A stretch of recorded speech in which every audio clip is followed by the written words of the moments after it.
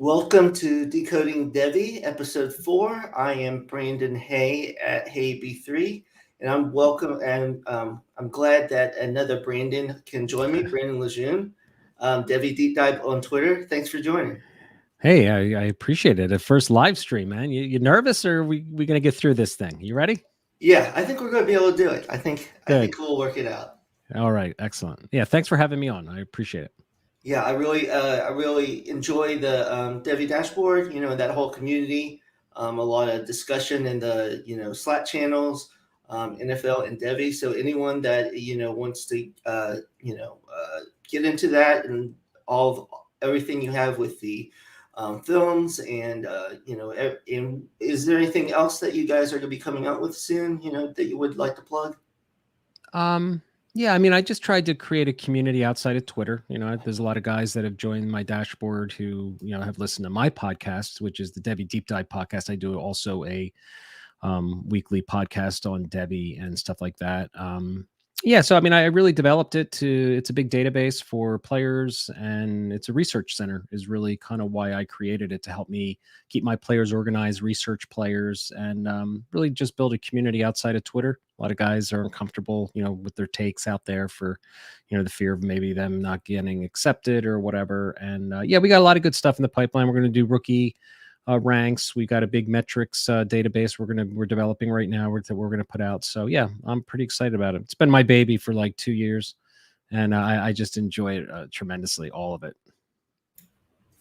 Definitely, yeah. So usually when I've had people on, we kind of take whoever their team is and kind of talk about it a little bit. So I know you're a Penn State fan, so I thought I'd get some of your feelings about Penn State. So first of all, obviously James Franklin, they gave him that big contract extension. I thought they would extend him. I didn't necessarily think it would be that huge of a contract. What are your feelings about Franklin and Penn State moving forward? I mean, Franklin is I think he's a great recruiter.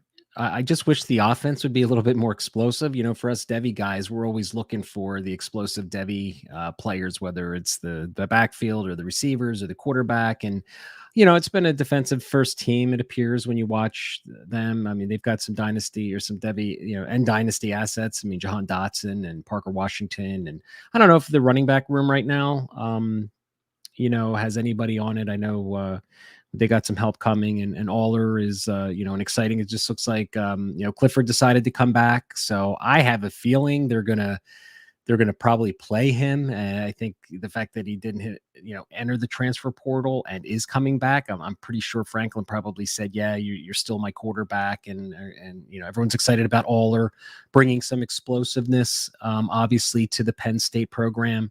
And, so I think it's a safe signing. And, like I said, if he can continue to recruit, hopefully he brings in an offensive coordinator maybe that can get a little bit more explosive. Because, I mean, in the local papers, the local media here, it's all about he's a great recruiter. But, the game day management, the ho-hum offense seems to be what people aren't like super excited about. But nonetheless, I think it was probably a safe hire. And I'm one sure, what was it, a 10-year deal? I think he got, was it 8, 10? Yeah, I think it was 10. I think it was 10. Yeah. So I see you got some stats on there. Yeah, I mean, Drew Aller's coming, and everyone's super excited. So I know that it's like taking the air out of the balloon when Clifford decided to come back. So I know at least on the Slack chat, everybody was like, now we're gonna have to wait to see Aller for mid-season or his sophomore year. But we'll see what happens. They got some exciting pieces to work with next year. Yeah, definitely. I think, I don't think they could have really done anything else with him bringing in, Singleton and Aller. Kind of, they're hoping for the future. But a lot of the things you said is kind of how I feel about Franklin. I think he is a great recruiter. If he gets the right coordinators in place, like we've seen in the past, like with Moorhead, they can be really good. You see the floors, 9, 10 wins. Very similar to what before this year, what Harbaugh's done. Kind of, that 2016 year was their year when they won the Big Ten, kind of like Michigan did this year. Right. And I think they have some pieces, but yeah, I do think another big thing is that I was surprised that they brought in Manny Diaz so quickly. That it seemed like right when he was let go of Miami, just a couple of days later, he's brought in at Penn State, so they've had a good defense, and it should continue. And it was interesting when I put these stats on. Actually, the Clifford stats weren't as bad as I thought they were. I know he didn't necessarily light it up, but I didn't see his stats being as good as they were. Almost 3,000 yards, 20 touchdowns, only 6 interceptions. Just with how people kind of complained about him, I thought it was kind of worse stats. But he did, I guess, above average job with his injuries and everything. I do wonder if he didn't get injured in that Iowa game, they probably win that game. I just kind of wonder how that season kind of would have unfolded if he stayed healthy. Yeah, I mean, Sean Clifford is one of those good college quarterbacks, but just there's never those big excitement games that we get. I mean, some of those games this year were just defensive struggles. I mean, they haven't had a running game this year, so they've been rotating backs back there, which hasn't really helped the situation. They're focusing on Washington and Dotson in the second level, trying to take those two pieces away, and the Theo Johnson, I mean, he was a hot commodity 2 years ago in the tight end position. He really hasn't emerged either. So, yeah, the Diaz signing was kind of strange. I guess maybe they had a personal relationship or something, in the past, and they jumped on that opportunity. But for me and Devy, it's all about the offensive side of the ball. So, I'd love to see Aller. I'd love to see Singleton get some play. I'd love to just see an early freshman come in and do some damage on that offense next year. They certainly need an injection of some youth and some excitement in the program, as far as I'm concerned. Definitely. And back to Theo Johnson. Yeah, I did a couple C2C startups, and I picked up Theo Johnson thinking, he was going to have a big role this year, and that was a major disappointment. It really hurt me in a couple. But I was talking to Rich from the Devy Dashboard kind of about this, and I think what would be smart is using our, kind of the way they use McCarthy at Michigan, kind of sprinkle him in, kind of get him ready. If they're not really competing, I would think you would want to play him in the second half of next year just to get him going. But definitely try to get him in the game some to get, to just inject a little life into the program, kind of like you're saying. So I definitely agree with everything you're saying. So now we'll move into the transfer portal. We were talking about that, and so I just want to get your thoughts on the portal and all these NIL deals. Well, we were talking, pre-show. Just I love the portal. I think it's just great. I think it's great that these kids have an opportunity to make a move, if in fact they're not comfortable where they are for whatever reason. And it's just exciting. It's going to be it's going to be really interesting. I think what I like about it most is for the guys that go to the G5 conferences and those programs showing out maybe their freshman and sophomore year. They didn't maybe get the recruiting capital. The bigger schools weren't looking at them, and those guys having the opportunity to really, jump into, a Power 5 program, I think is great. No, I agree. You've seen with all these NIL deals that it might help too with certain players, not having to leave for the NFL maybe before they're ready because, they are already getting some of that money. And we were talking about the transfer portal and everything going on with that.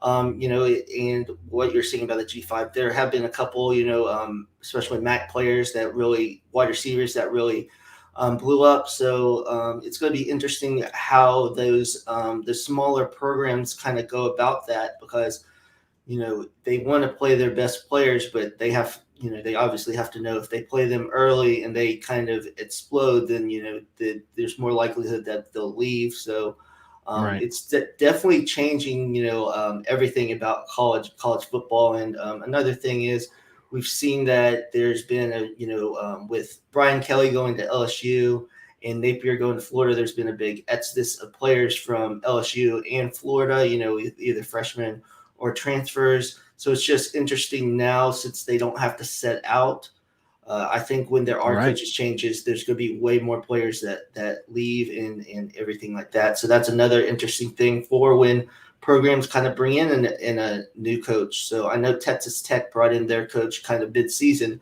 So I wonder if more teams will, if they can, will try to do that to try to like salvage kind of what they'll have the next year moving forward. Yeah, I mean that's an interesting point, and I agree with that, and and I think a lot of these players are maybe following their offensive coordinators, their defensive coordinators, their the people that had actually recruited them that may be fired as assistant coaches with the coaches changes and stuff. Needless to say, I love it from the opportunity these young men being able to go. And some of them have been really surprising, like Bo Nix leaving Auburn, with the history of his father there, and he had one more year. It's somebody I've always kind of felt sorry for a little bit because of all the pressure. They threw him in there as a true freshman and expected, I think, a lot out of him. But going back to the nil deals and all that stuff, I mean, for me personally, I guess I'm old school because I'm probably older than a lot of people listening to this podcast. Is I don't know, the whole money part of it to me just kind of annoys me. I understand that these guys are making these colleges and these programs a ton of money, but just from I'm happy for them that they get to make some money, but I think it's going to ruin possibly a lot of young careers in college football. These guys are going to get a taste of some cash and some money, and how dedicated are they going to be to continue? But it is what it is. The world we live in revolves around money, so it's not, not too surprising, but hopefully these kids come to play play and, not so much for the money. No, I agree. I just know this as a Michigan fan, but I know JJ McCarthy and Blake Corum, they have some of the money they've gotten from their NIL deals. They've donated to charities, and Great. they've kind of taken back. Like I know Blake Corum over Thanksgiving and Christmas is Right. giving out presents and everything from his deal. So maybe we'll see more of that. But I know I Ewers and then Bryce Young made huge deals. So it definitely is changing that. So I wanted to talk to now about a couple of players that have actually found places now. Jadon Hazelwood is going to Arkansas, and Jalen Berger is going to Michigan State. There's a lot of other ones that we'll talk about later, that are 2023 running back eligible players. But these are a couple that I think could be interesting, both Devy and just watching them next year. What are your kind of thoughts about the landing spots for these two? Well, I mean, it looks like Berger's trying to follow in Walker's footsteps, right? So, he certainly had success leaving that program. What was it, Wake Forest, I think, beforehand. And then he goes to Michigan State and has a career year, and he's probably going to be the third or fourth back. So, I mean, Jalen Berger, I was never really impressed with. I did a full film on him on my YouTube channel. Thought he kind of ran upright, but listen, these guys can get a new opportunity. We've seen with Kenneth Walker, he went from, being an okay back, to going to a program. And I say it all the time, like situation matters. I mean, and for some of these kids, they get a new opportunity like this. They're going to certainly, find themselves in greener pastures and, have the ability maybe to, play better with a better offensive system, better offensive coaches. It all matters. It all, I think plays a role in the success of these kids. So I'm excited for him. We'll see what happens. I don't know if anyone else at Michigan State is there to snip at any carries or take any carries away from him, but perhaps he'll get another opportunity. But obviously with everything that happened with Allen at Wisconsin, he lost his job there. So he probably saw the handwriting on the wall and said, well, you know what, there's really no room for me to, get back on the field here. So I'm going to move along. So, I mean, Hazelwood to Arkansas, I was a little surprised by that. Especially if Mario Williams kind of stays at Oklahoma, why he would want to leave potentially a good quarterback who could get him the ball. So KJ Jefferson, I guess, is going to be the starter again next year at Arkansas. He should be the lead dog with Treylon Burks heading to the NFL. So, again, this is all part of the excitement to me of, the whole transfer portal is watching these players get on new teams. Because I think Kenneth Walker is a great example of a back who, goes to a different situation and sometimes in a lot of cases can have a different outcome for good and the bad. And for, hopefully most of these guys, the outcome is better and, they're leaving for a reason. So they should be more comfortable in their landing spots. Yeah, definitely. I don't know how many teams or leads where Hazelwood was kind of picked for Devy, but I'm sure Jalen Berger was, because he was at Wisconsin, and you always want that lead back at Wisconsin. So I remember he was getting a lot of hype going into this year. So I have heard that Michigan State wants to bring in another back also. So who knows what they'll do. That Kenneth Walker was just so great this year, so he could kind of took all the carries. So we don't really know if Berger doesn't get off to a great start, maybe he's going to have share there. And with Hazelwood, he's more of a wait and see, because obviously he's going to be the lead wide receiver at Arkansas, but they don't really pass the ball a lot. And I mean, the only reason Treylon Burks really showed out was he has a great talent, and we just don't know if Hazelwood really can put that all together at Arkansas. But that definitely is a very interesting landing spot for both of those players. Yeah, I mean, as of right now, I don't look at either of them as a dynasty asset, like a consistently producer on our dynasty teams. So that's the kind of the lens that I look through more than C2C is, I'm all about building my NFL rosters. So we'll see what the young men can do. They're going to get an opportunity, and, like I said, they left for a reason. So we'll do it. See what happens. All right, now we'll do some get into Devy talk with Brandon Squared, since you joined me tonight. So I usually ask people this kind of question. This is the biggest thing that I have to kind of weigh for Devy leads and Devy rankings. Do you go based on the talent or how quickly they will get to the NFL? I mean, I'm all about as far as like the scouting, to me, it's about their skill on the field, what I see, and by watching their film. I'm not so much, I look at metrics to a certain degree in age. But I feel that if a player has superior talent, the NFL, if the player's a year or two older than they would prefer, but he has elite skills, I think they're still going to get drafted. I think Najee Harris is a perfect example of that. So I know a lot of people are looking at early breakout age, and they want, early producers, and I know that usually correlates to more success at the NFL. So it's certainly something to take a look at.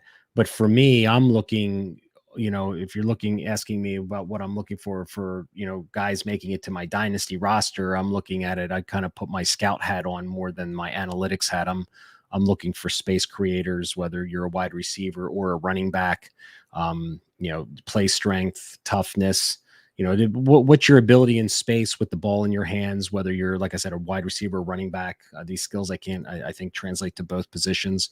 So, like I said, I think Najee Harris is a perfect example. I know a lot of guys were like, I'm out on Najee Harris early, in his senior year, because they were like, he came back for a senior year. His age is going to look frowned upon against the NFL, but here he was, the first back, taken in the draft. So, to me, it's all about talent. Jameson Williams, one of my favorite wide receivers. He's my number one receiver, right now in this upcoming class. I mean, he's a late breakout. He's going to be a little bit older maybe, but he's got the elite skills, I think, that are going to translate to the NFL. Definitely. Yeah. I think, even if you aren't in Devy leagues, I think just paying attention to college, all the way through can be very helpful, because I know a lot of people that play fantasy football, in Dynasty, they see the players that, will be coming out, but they might not see, them all the way through, like those freshman players, kind of like Travion this year and those type of things. So you can get in early on those type of players in Dynasty.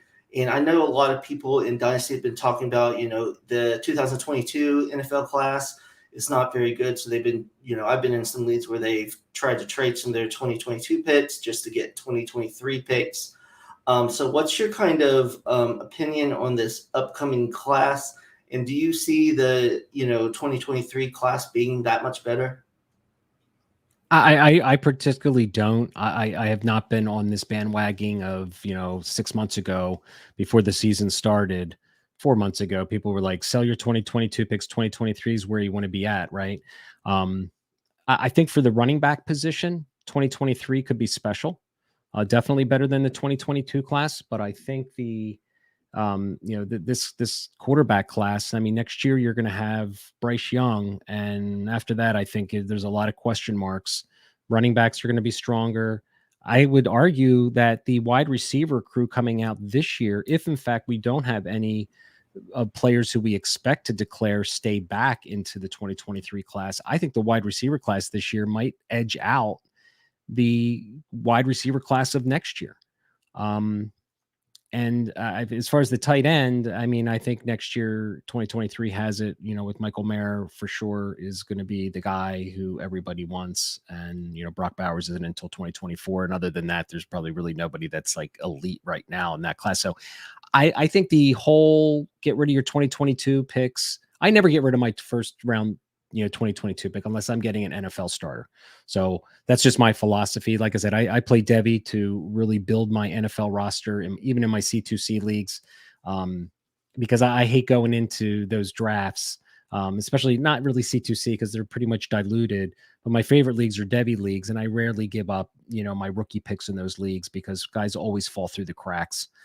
But I think that, we have a tendency of getting super excited about the future when in fact there's a lot of players sometimes right in front of our faces that could be equally as good.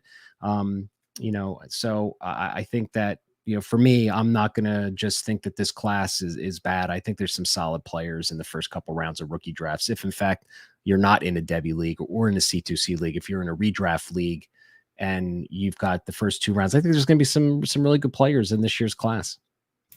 No, I agree. And I kind of said some of that before this past season, just because, at first glance, it might look that the talent's a little bit down, but obviously players come out of nowhere. Like you said, Jameson Williams, I'm not as high on him as you, but I really like him. I think he's a top 3 wide receiver, and I think he's going to be drafted pretty highly.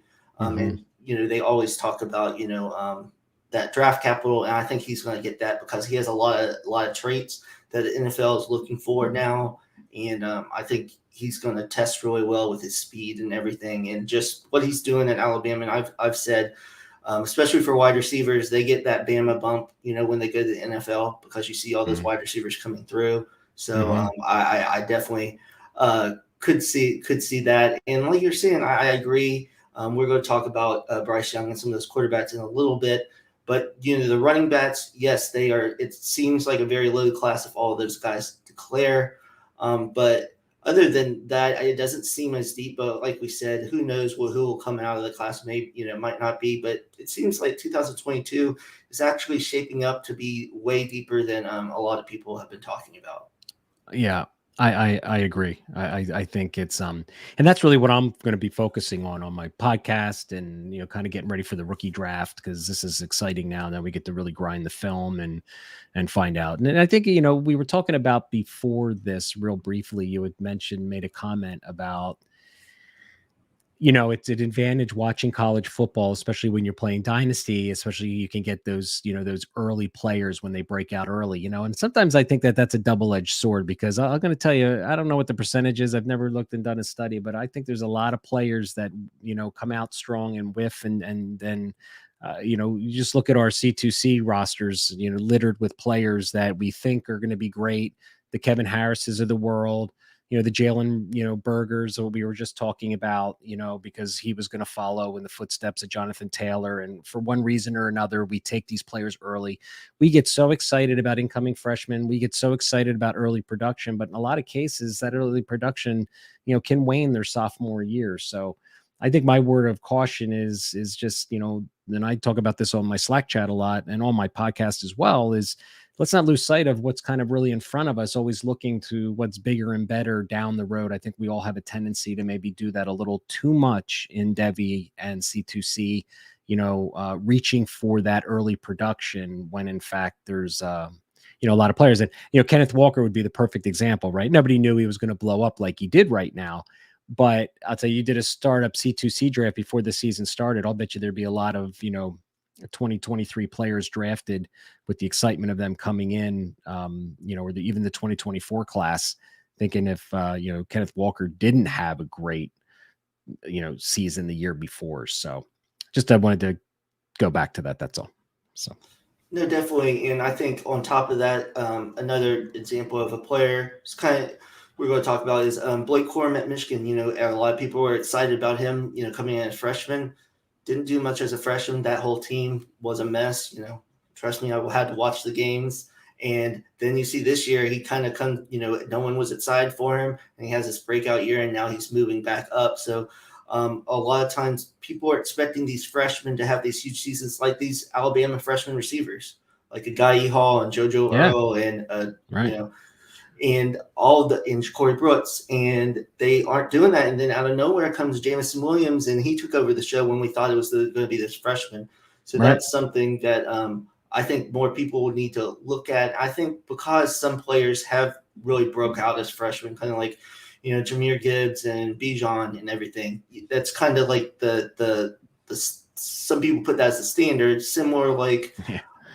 you know, like Justin Herbert last year was great as a rookie quarterback. So now everyone's like, what's wrong with like Tua or all these other quarterbacks that don't perform like that when Right. that was an outlier, you know, everything. And one more player that's coming out that I wanted to ask you about is Kenny Pickett. So he has this great last year, but you know, all the years before, he has 3 or 4 years where, you know, it was mediocre at best.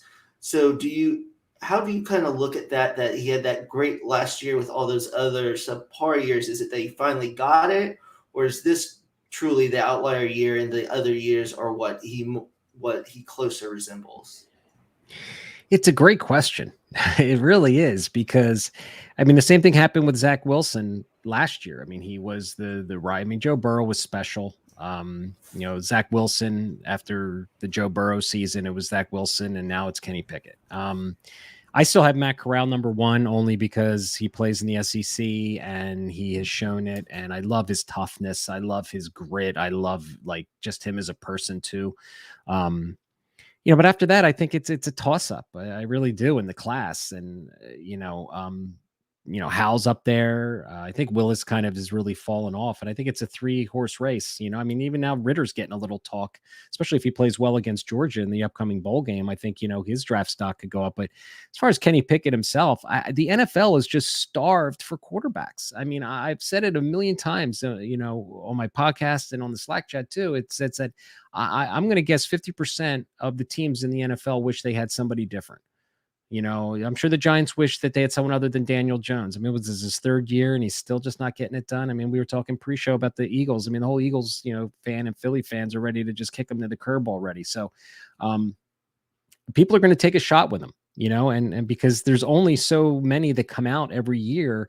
And if you're looking down the road to next year, and when I listen to local sports radio and these guys are like, oh, we'll get a quarterback next year. I mean, we got Bryce Young and maybe CJ Stroud, but other than that, I think the cupboard's pretty bare right now. And yeah, somebody like Van Dyke or Hooker or somebody's going to might rise, and some hot names that are happening now. So I think Kenny Pickett's going to get the draft capital. I think, again, landing spot matters. I think his situation, his ecosystem matters, where he goes. Hopefully, if he goes middle of the draft, he'll land on a decent team with some stability. I think if he finds himself with some good coaching, and, you know, for me, I've always felt as though quarterbacks, regardless of where you're drafted, I don't care if you're drafted number one, you should sit on the bench the entire year. I think what San Francisco is doing with Trey Lance is the right way to go. They're going to wait and let that fruit, you know, fully ripen on the tree before they pull it off to eat it. And I think that's the way to go. So Kenny Pickett, I'd love to see him get drafted. I think he is going to get drafted because the NFL is just starving for quarterbacks. And hopefully he gets the opportunity to sit for a year and learn the playbook. It's so hard. The jump is so hard and so tough. You know, I think these quarterbacks, to benefit, learning the playbook inside and out before they even have to go out and execute it, is why a lot of them fail, because it's just the game's too fast and they can't figure it all out, and they're just not given enough time to develop. But I like Kenny Pickett. I think, you know, he played well this year, and good for that young man. Let's see what happens. Yeah, I will say I was kept on waiting for him to kind of come back to the pack, or, you know, kind of go back to, you know, what he played before, and he just kept on proving, you know, people wrong, including myself. So I can't deny, you know, what he did, and it'll be interesting where he goes. Originally, I just did not think he was a first round player, but the more he played and the better he played, I mean, who wouldn't say that he goes there? So to move on now to Devy quarterbacks, after we take out these 2022 guys, obviously Bryce Young, is going to be number one. And then, kind of, I mean, it's just a toss up of a bunch of players. I just put a lot of players up here. We got Caleb Williams, we got C.J. Stroud, we got Dart, got Ewers, obviously, McCall, Richardson, Florida. So, who do you really say would be the set? I'm guessing C.J. Stroud would be second Devy quarterback wise. Yeah, for me in my dashboard, I mean, I got right now in overall Devy ranks, I've got Young and Stroud and Williams as 1, 2, and 3 as the tier ones, and then it drops off after that. Assuming CJ Stroud continues to develop, he's coming from Ohio State, big program, the bright lights. Because I think intangibles matter. I know I get teased all the time on the Slack chat because I use that term. But I think it plays a huge role, not just the physical traits, but how smart these kids are and, handling the weight of the franchise on their shoulders. I think plays a huge role in the success of these players when they make it to the NFL. But I completely agree with you. I mean, I've not given up on Rattler. I'm hoping he can go to a stabilized program with a good, coaching and offensive coordinator. So he's got the physical traits, it's again, what's in between the ears with him. And, if he can really rebuild his reputation as a leader. But, there's like we talked about just before. I mean, we got Van Dyke, we got Hooker, two names that right now. And I think that just goes to show you that we're all looking for the next guy because of just how little, is offered in the quarterback room for the next few years. And some guys are going to emerge just like, Pickett did and Zach Wilson. Some guys are going to come out. But I mean, Phil Jerkovich from Boston College is another guy that maybe, with coming back for his senior year offers a little stability. See if he can, I know he's trying to get Zay Flowers to come back and not declare for the draft. But it really is. I mean, it's just a toss up at this point. I mean, it really is. I mean, that's another reason why you just don't draft quarterbacks early in C2C startups and Devy drafts unless you get the top two. Everyone was reaching last year for all the incoming freshmen. It'll happen again this year, no doubt. Everyone thinks Aller is going to be coming in and being awesome, but nobody knows. No, I agree. I do wonder if some of the freshmen this year might get to play a little bit earlier because all of those freshmen last year, like with McCarthy, at Michigan and Buechner at Notre Dame, and even Dart, he it's going to be interesting with Dart. What really happens at USC, with quarterbacks coming in there, changing the system. Is he going to leave and all those type of things, and what kind of offense is Florida going to run? Because I know earlier on. People were saying, mid-season that Richardson was going to, be the guy that you should go get. But then, he kind of struggled down the stretch as that whole Florida team did. It's going to be interesting on a lot of those players. And, seeing at LSU, who knows, Walker Howard might start right out of the gate as a freshman.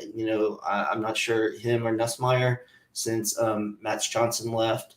Be interesting if Brian Kelly opens up the offense more. If it was he just did that at Notre Dame because he couldn't get as many athletes as he will be able to get at LSU, or if that's just how he wants his offense to run. So I'll be interested with that, especially. But yeah, these quarterbacks, and another big thing, because I think why people were looking so high on the 2023 class also is you thought you had Bryce Young and DJU, and we saw the DJU just did not. I'm hoping he can rebound this next season, but it's all going to depend on what Dabo does with that coaching staff and them trying to open up that offense, just because they struggled so much this year.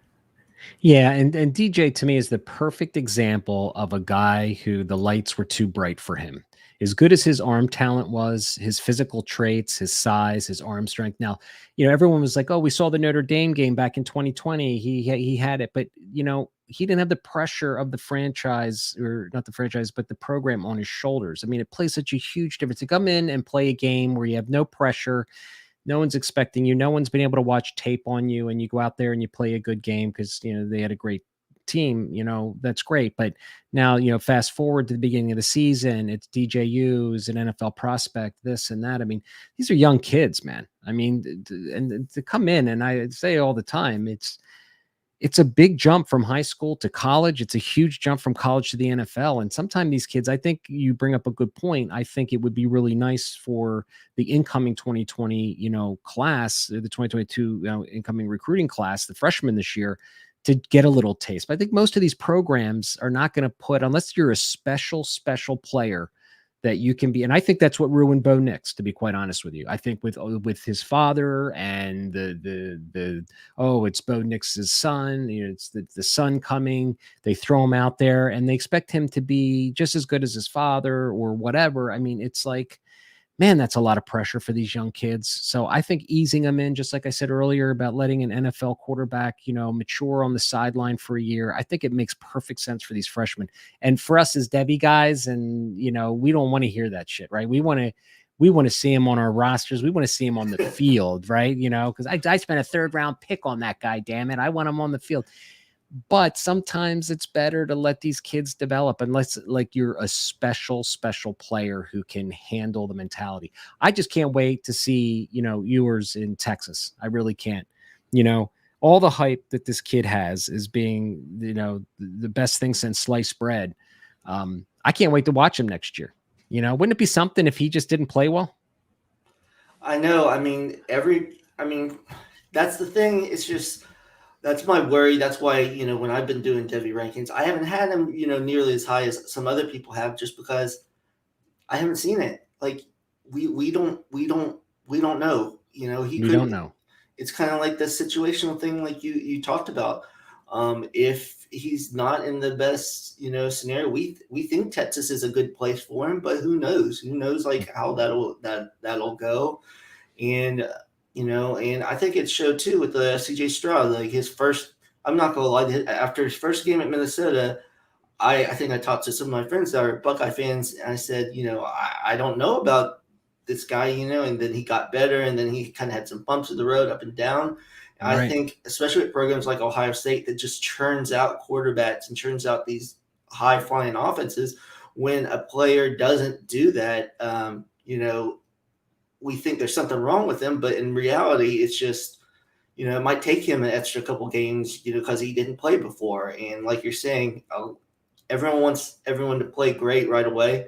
Kind of with Caleb Williams, when he came in against Texas, he played well. A couple games, and then he hit some bumps, and we saw that, he's a true freshman, and that, he's going to need time to develop, but he does show flashes. And I think that's all you really should be looking for, especially as true freshmen, is just to see flashes that they, make some plays, and, you can see them developing, because very rarely are there players like Trevor Lawrence that comes in as a freshman and, can lead you like that. Yeah, I completely agree. And poor DJ, he had to come follow Trevor Lawrence, right?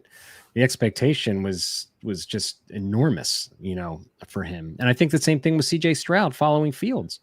And you bring up a good point. He did start off, we were all kind of shaking our head after the first 3 weeks of the season, like, but he needed some time to get his confidence going, to learn the system.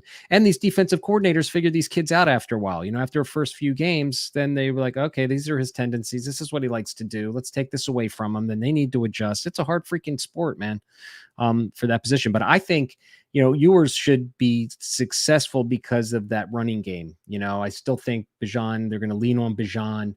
And that's a quarterback's best friend, is a running game. So, he should be able to just not have to be out there and carry the team, throwing the ball 40 times. And of course, now Worthy's probably wide receiver 2 after Boutte now. I mean, it's, only because of, Nick going there, right? So. Definitely. Definitely. And one last thing to say about quarterbacks with DJU. And I said this on the Campus to Canton tailgating, when we do on Saturdays. I think the biggest thing with DJU is he played Georgia. It was rough. And then he never got it back. And I think his confidence is way down. So I think the biggest thing for Clemson is to get his confidence up, because I just think when when players like that are these stars, when their confidence goes down like that, it's just hard for them to make simple plays. And I think you can That's see right. that with him. No, without a doubt. Like I said, intangibles matter. So, yep. He was bad though. God. Oh yes. So there was one there's one C2C where I picked him first. Yeah, it was startup, and somehow I still made the playoffs. But yeah, that really hurt because he was fantasy wise he was unplayable just because he wasn't getting 200 yards. They were barely scoring touchdowns. Of course. Yeah, especially in C2C leagues, all those Mac guys and stuff. My God, DJ probably didn't sniff the field. Hey, but I can tell you right, I'm going to say 90% of the Devy guys out there had DJU as the number one quarterback going into the draft. I mean, so that just goes to tell you, I always say this Devy game's a cruel game because there's a lot of dead weight on our C2C rosters year after year of guys that we thought were going to pan out. So, but that's the fun of it. That's it. You got to take your lumps, man, with the good, and you got to take the bad. Definitely. Yeah. I've gotten lucky on some, my actual first Devy league. We had a 3-round Devy draft, and I got Rondale Moore, Kyle Pitts, and Sam Howell. So I obviously left out, on those early ones, but yeah, other times not so much. So now that 2023 running back class, or at least players we think will be in this NFL draft class, I think this is mostly why people were saying to trade their picks for this.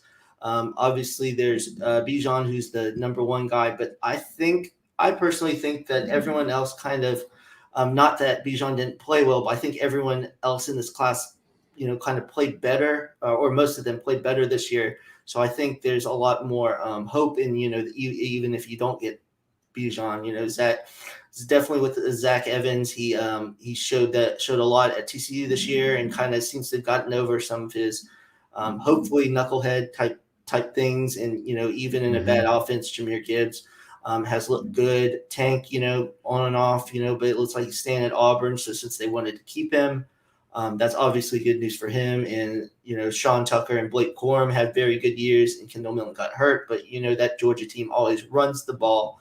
Right. I wanted to ask about Jahmyr Gibbs and Zach Evans. They are in the transfer portal.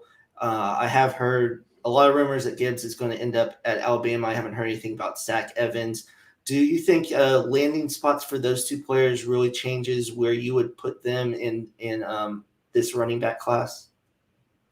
Well, I think they're going to probably end up going to programs that are going to be, beneficial to them. I mean, I think Gibbs made the good decision. I mean, Georgia Tech has just not been a great team. He's been unable to showcase, I think, his true skills. We've seen it in the passing game, his elusiveness. He's got, the kid can play, right? I think Bama would be great to go to, because I think there's still, especially with McClellan's injury, I just think that there's still a lot of, you got Roydell Williams, you got Trey Sanders, you got other guys. But I mean, look, Alabama running backs, with Brian Robinson going to the NFL. I mean, I think there's a spot there if McClellan doesn't come back from that ACL really well. Trey Sanders has looked like not the guy that we all thought he was going to be coming out. So, and Roydell Williams seems to run nice, but I'd have to look at more of him to see if he was going to, again, be a guy. So it's, I guess, whether or not Nick Saban wants him or not. If he, why he wouldn't, I don't know. I think it'd be a great spot for him to go. I think he, even if he split carries a little bit, I think, playing in that offense, there's going to be space created for him with the ball in his hands out of the backfield. And, they always have a good offensive line and so on and so forth. Zach Evans, I don't know where he's going to go. I have not heard any kind of whispers of where he could land. But I can't imagine it's going to be not a Power 5 program, and one that's going to be able to showcase his skills. He's a guy, I mean, I don't know if you recall or not. I don't know if there was any validity to this, but did he want to limit his carries or something? Did you hear that, where he wanted to? Yeah, I heard that rumor that the reason he didn't want to go to Georgia is because he said he wanted to limit the amount of carries he had, and Georgia wasn't going to do that, which is weird to me because Georgia plays 3 running backs, so I don't know why they didn't agree to that. But yeah, right. He did say something to that effect. Mm-hmm. So I mean, that's an interesting type thing with him. I don't think that bodes well for him. I mean, I don't know. I mean, if you're trying to save yourself in your sophomore college season for the NFL, that's just not, I think, I mean, then you look at a guy like Najee Harris and Jonathan Taylor, who were like, give me the rock. I want to showcase my skills. I want to be the bell cow. I want to show, I don't know. That's kind of like a red flag for me. I'll be honest with you. If the guy who wants to not be called upon, during the game because you're worried about him getting pissed about limited carries. So, I mean, I don't know if that rumor is true or not. So I have no idea. But either way, I think Zach Evans, everyone's like talking about Tennessee being a great landing spot. I don't know how I feel about that. I don't know enough about their offense, I think, to probably comment on that. But I'm sure he'll land in a very interesting spot. No, I agree, and there has been kind of talks about some running backs ending up at USC with Riley, back with Zach Evans. I like you said, I can't say if that rumor's true or not, but I know pretty much in the Slack channel for the Devy Dashboard, we were pretty much split. I was more on your side where I said I don't think I wouldn't think NFL teams would love to hear that, but other people said it was smart by him and everything. So obviously there's both sides to that. It's just, I think if he had performed his freshman and sophomore year kind of like Bijan had with like all that load and everything, I might be more willing to kind of listen to that. But he didn't have those especially freshman year. He showed flashes, but didn't have the huge year. So it's definitely interesting with him. But he's shown he's very talented, and kind of to that effect, running backs aren't really getting picked in the first round anymore. Pretty much you Right. just need to be a day 2 guy, second or third round guy. So Right. I guess in that, looking at it that way, if you can just get there, I mean, that's really all you have to do. You just have to do enough to get there, get on a team, and then just perform for that second contract. So I wonder if more players will take that route. And, it's just interesting because college football is definitely changing with the portal, the NIL deals. Oh yeah. Seeing It's a it, business. we're going to see if people are going to sit out, their junior year, like Boutte. Yeah. So it's gonna be totally different. But I wanted to ask you, because we kind of think that it goes Bijan and then maybe Jameer, Zach Evans, Tank, something like that. But do you think Tucker or Quorum with a very good year next year could pass some of those guys? I think Tucker probably could. As much as I love Blake Corum, and I've been a believer of him. He's the same size as Austin Eckler, and I think that his ceiling would probably be in an Eckler role, which would be damn good.